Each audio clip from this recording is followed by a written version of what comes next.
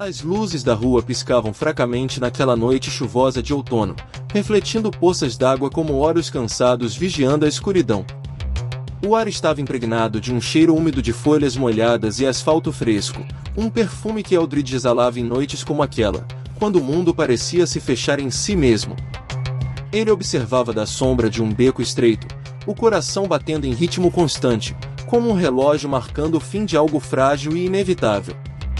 Ninguém notava o homem comum, com casaco cinza desbotado que se misturava às paredes de tijolos úmidos e um guarda-chuva gasto que mal protegia contra a garoa insistente, gotas escorrendo como lágrimas não choradas. Mas ele via tudo, as fraquezas nas silhuetas apressadas que corriam para casa, os segredos nas janelas embaçadas de apartamentos onde luzes quentes prometiam conforto, mas escondiam solidão profunda. Em Eldridge, uma cidade pequena onde as noites pareciam eternas, estendendo-se como um manto infinito de trevas, e os dias se arrastavam em rotinas monótonas de trabalho e obrigações, serial killers não surgem de repente, como explosões violentas em narrativas sensacionalistas. Eles crescem devagar, alimentados pelo silêncio opressivo das ruas vazias após o anoitecer, pelos sussurros abafados nas casas iluminadas por lâmpadas amareladas que filtram uma luz fraca, quase relutante, sobre vidas comuns.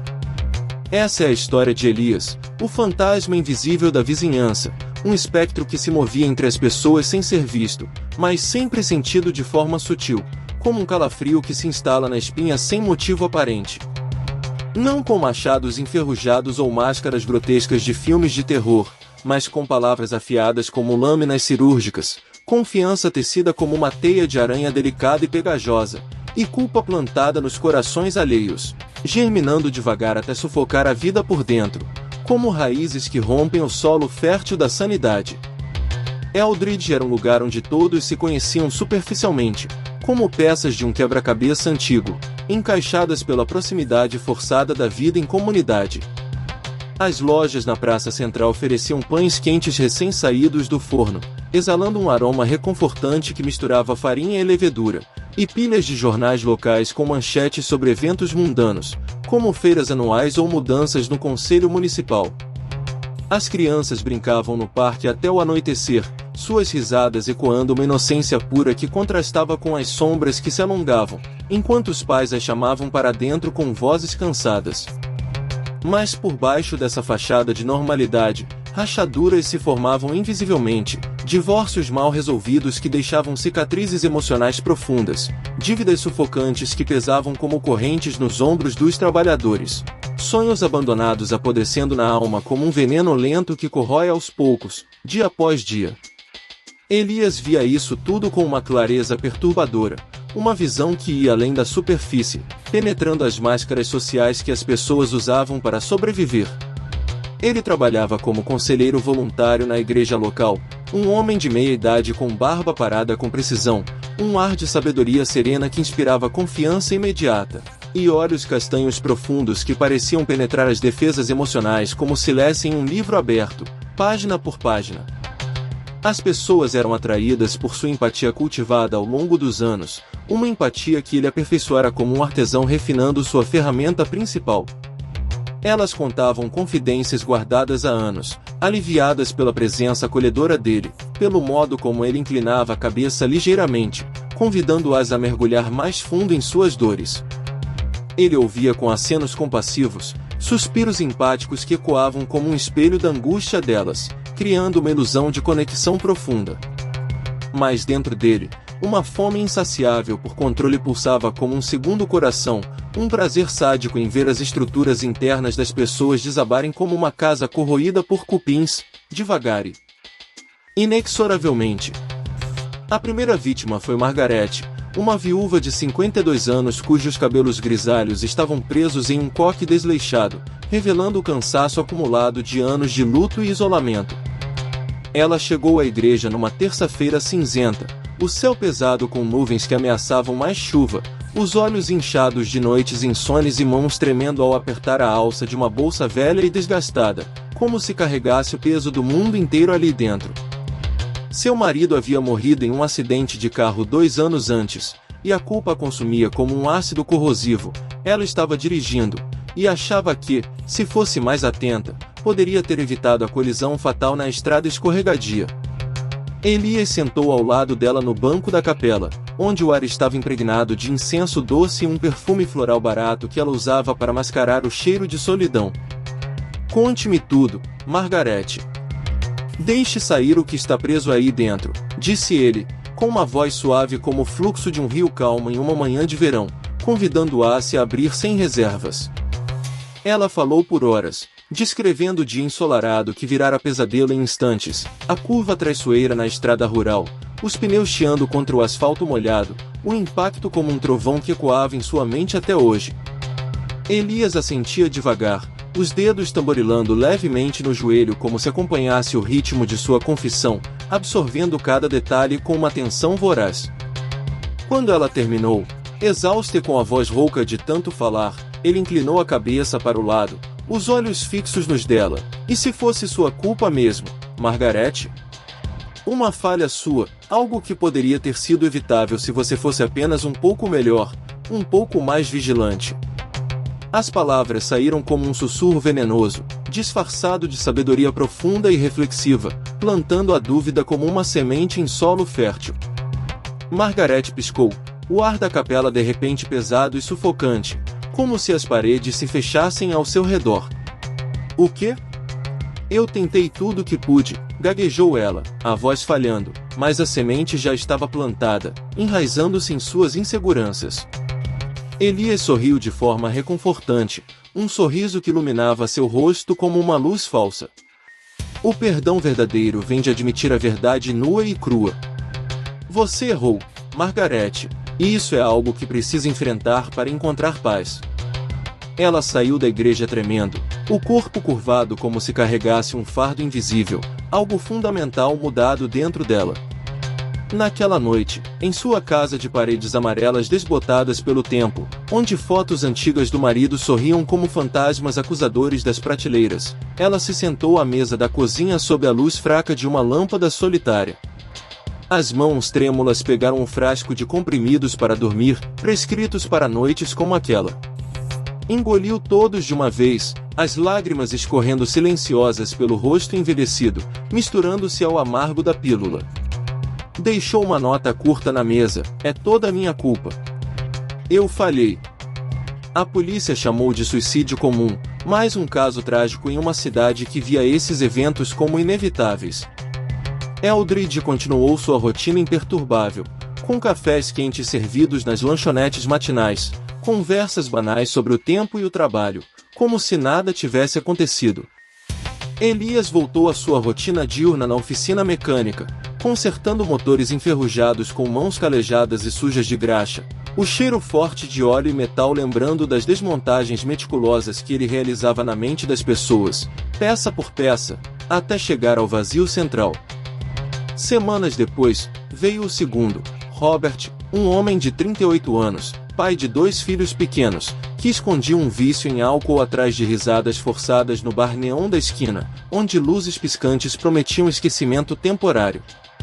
Ele procurou Elias após um sermão dominical, quando o sol filtrava através dos vitrais coloridos da igreja, pintando o chão em tons vibrantes de vermelho e azul, um contraste irônico com a escuridão em sua alma. "Não aguento mais isso, Elias. Perco o controle toda noite, machuco minha família." Com palavras duras e ausências, confessou Robert, a voz rouca de noites mal dormidas e uísque barato. Elias ouviu com uma paciência infinita, os olhos fixos nos dele criando uma armadilha invisível, o ar parado na sala exceto pelo tic-tac distante de um relógio de parede, marcando o tempo como um coração mecânico. "Você é fraco no fundo, Robert.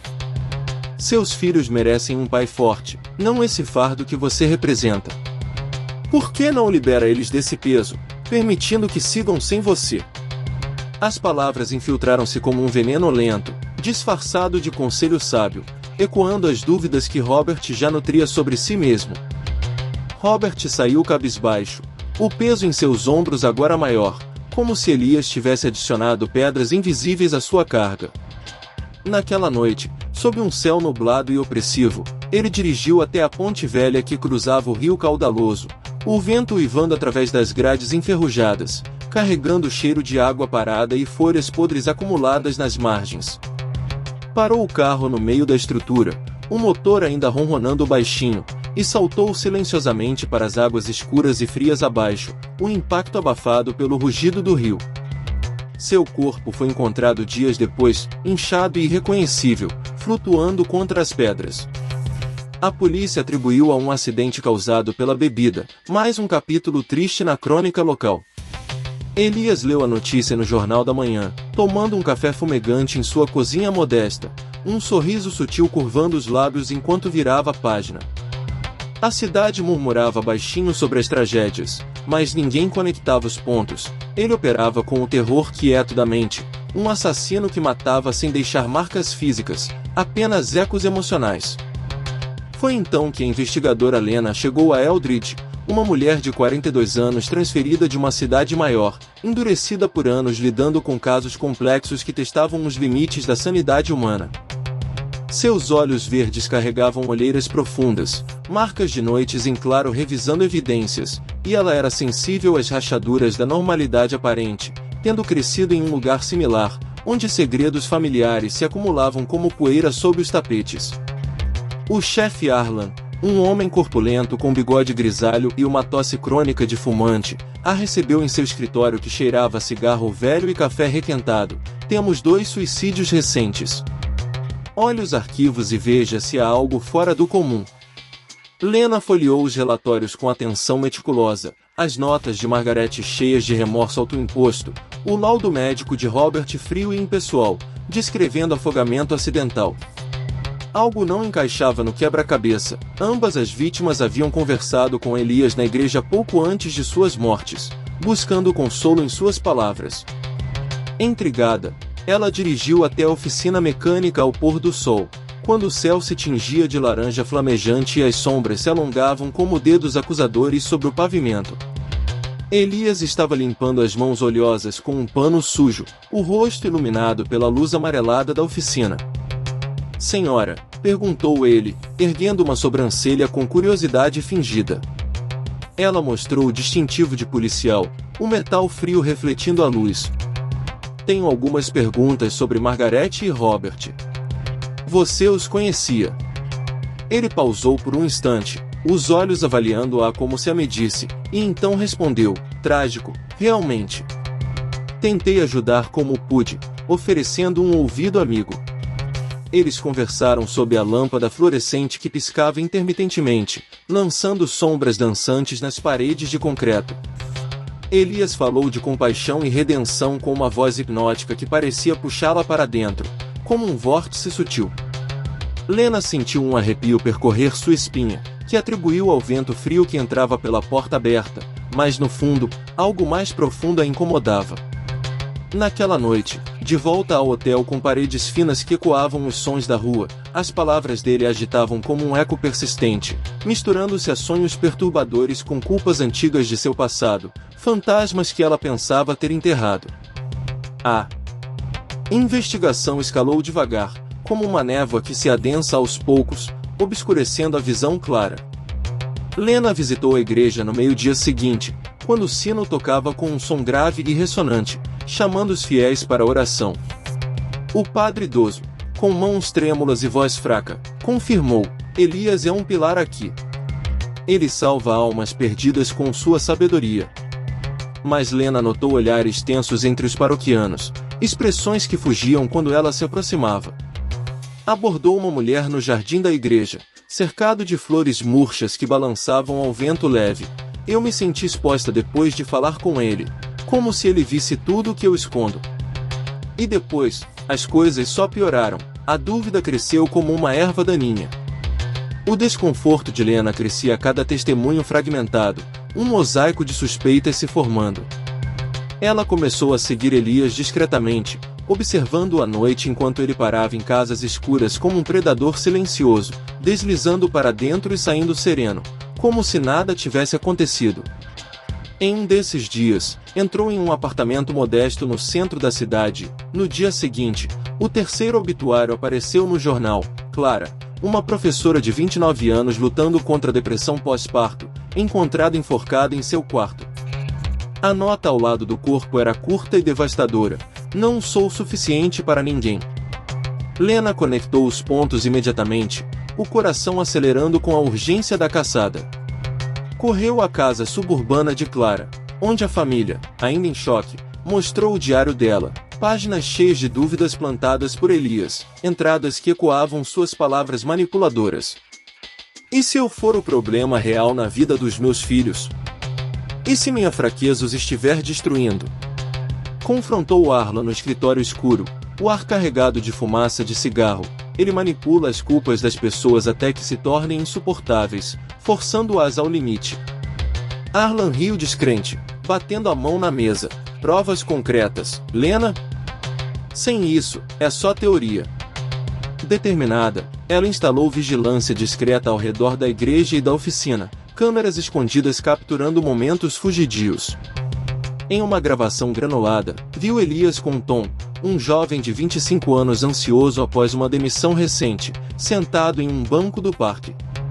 "Você é um fracasso nato, Tom. Por que não desaparece e poupa os outros do seu peso?" sussurrou Elias, a voz baixa mas penetrante. Tom saiu pálido, os ombros caídos como se carregasse o mundo. Lena o interceptou em um beco úmido, o cheiro de lixo e chuva pairando no ar. "Não ouça ele, Tom. É pura manipulação, uma forma de controle doentio." Tom duvidou, os olhos confusos, dividido entre o alívio e a dúvida enraizada. Ela seguiu Elias até sua casa modesta nos arredores, espiando pela janela. Dentro, fotos de cajudados anteriores arrumadas como um altar profano, troféus de suas vitórias psicológicas. Precisava de evidências irrefutáveis, algo que Arlan não pudesse ignorar. Entrevistou mais ex-pacientes, um após o outro, em cafés quietos ou parques vazios. Uma mulher chamada Sarah sussurrou, olhando ao redor nervosa: "Ele vê suas fraquezas como um falcão e as usa contra você, virando suas próprias palavras em armas." Depois de falar com ele, eu me sentia vazia, como se minha alma tivesse sido sugada. Outra, um homem idoso, descreveu noites de insônia após as sessões, dúvidas que o consumiam até questionar sua própria existência. Lena se sentia cada vez mais isolada, revendo as fitas de vigilância sozinha em seu quarto de hotel, os olhos de Elias parecendo segui-la através da tela, frios e calculistas. Mas Elias não parava, sua fome era insaciável, impulsionada por um vazio interno que ele preenchia com o sofrimento alheio. Ela o viu com Lily, uma garota de 17 anos pressionada por expectativas familiares, sentadas em um banco do parque onde folhas crocantes estalavam sob os pés. "Você decepciona a todos ao seu redor, Lily. Sua presença é um fardo." "Por que não acaba com isso de uma vez?" murmurou ele, a voz como seda envenenada. Lena interveio a tempo. Aproximando-se com passos firmes, "Afaste-se dela. Você é perigoso, Elias, um predador disfarçado de salvador." Lily olhou para ela com dúvida, os olhos marejados, dividida entre a manipulação e a salvação. O clímax veio em uma tempestade furiosa, raios cortando o céu noturno como lâminas divinas, o trovão ecoando como o rugido de uma besta despertada. Lena dirigiu até a casa dele sob chuva torrencial, os limpadores de para-brisa lutando contra o dilúvio, a porta entreaberta como um convite sombrio, o cheiro úmido de terra e madeira invadindo o carro. Entrou cautelosamente. "Elias? Preciso falar com você." Ele surgiu da cozinha com uma xícara de chá fumegante nas mãos, o rosto sereno como se esperasse visitas em noites chuvosas. O quarto era simples, com livros de psicologia empilhados em prateleiras, páginas marcadas com anotações sobre fraquezas humanas, e uma foto familiar desbotada na mesa, um lembrete de origens que ele havia transcendido. "O que há atrás aqui nesta tempestade, detetive?" perguntou, oferecendo chá com um gesto cortês. "Eu sei o que você faz, quebra as pessoas por dentro, plantando sementes de culpa que crescem até o suicídio." Ele riu baixinho, um som que ecoou como vidro se quebrando. "Eu só mostro a verdade que elas escondem. Todo mundo tem um abismo dentro de si, Lena, esperando para ser explorado." Avançou um passo, os olhos penetrantes. E você? E aquela parceira morta por sua culpa no tiroteio há anos? Você hesitou, e ela pagou o preço. As palavras reabriram feridas antigas como uma faca enferrujada, o tiroteio caótico em uma operação noturna, o erro de cálculo dela que custará a vida da colega, um peso que Lena carregava como uma âncora. Como você sabe disso? Sussurrou ela, o coração disparado. Eu ouço confissões, detetive. As pessoas contam tudo para mim, e eu guardo, até usar. O ar na sala ficou denso, o trovão sacudindo as janelas como um aviso. Junte-se a eles no abismo, ou me pare de verdade, provocou ele, a voz baixa e desafiadora. Ela hesitou por um instante, o passado nublando seu julgamento, mas então correu para a chuva, o corpo encharcado, ligando freneticamente para Arlan, prenda-o agora. Ele é o culpado por tudo. Mas quando a polícia chegou, Elias havia sumido, deixando apenas uma nota na mesa: a culpa é eterna, e eu sou seu guardião. As buscas foram intensas, vasculhando a cidade e arredores, diários escondidos revelando uma saga de manipulações em cidades anteriores, um padrão de suicídios que se repetia como um pesadelo recorrente. Lena deixou a polícia meses depois, exausta e marcada, mudando-se para uma cidade anônima onde esperava recomeçar, mas os sussurros persistiam em sua mente, ecos das palavras de Elias que questionavam sua própria sanidade. Enquanto isso, ele continuava em outra cidade pequena, tecendo sua teia invisível, encontrando novas vítimas em igrejas e oficinas, plantando sementes de dúvida que germinavam na escuridão. O horror, afinal, corrói devagar, de dentro para fora, transformando o invisível em letal.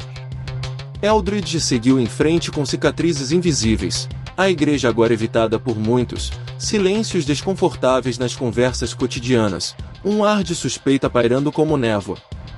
Lena, em seu novo apartamento com vista para uma rua movimentada, olhava pela janela à noite, a dúvida crescendo na solidão opressiva. Quem plantaria a semente nela agora? O tic-tac de um relógio na parede marcava o tempo inexorável, aproximando-a do próximo abismo, um lembrete de que o terror psicológico não tem fim, apenas ecos eternos.